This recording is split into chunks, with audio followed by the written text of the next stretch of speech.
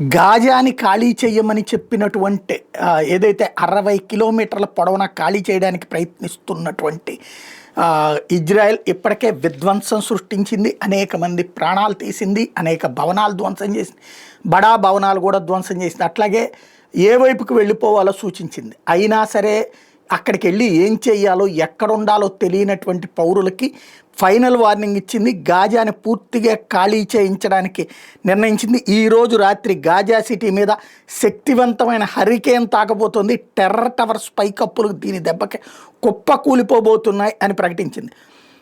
అదే సందర్భంలో గాజా లోపల బయట ఉన్న హమాస్కి ఇదే తుది హెచ్చరిక. బందీల్ని తక్షణం విడిచిపెట్టి ఆయుధాలని పడేయాలి, లేదా గాజా నాశనం అయిపోతుంది, మిమ్మల్ని పూర్తిగా నిర్మూలిస్తాం అని ప్రకటించారు నెతన్యాహు.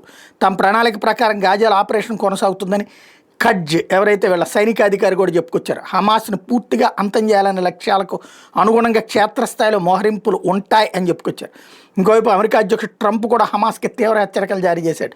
షరతులకు అంగీకరించి యుద్ధాన్ని ముగించాలి, ఇప్పటికే ఇజ్రాయెల్ని తాను ప్రతిపాదించిన కాల్పురవడం, బందీల అప్పగింత షరతులకు అంగీకరించింది అంటూ చెప్పుకొచ్చారు. ట్రంప్ ప్రతిపాదన ప్రకారం తొలుత అందరు బందీలను విడిచిపెట్టాలి, తర్వాత యుద్ధాన్ని ముగించాలి. దీన్ని అంగీకరించకపోతే హమాస్ ఆ పరిణామాలు ఎదుర్కోవాల్సి ఉంటుంది.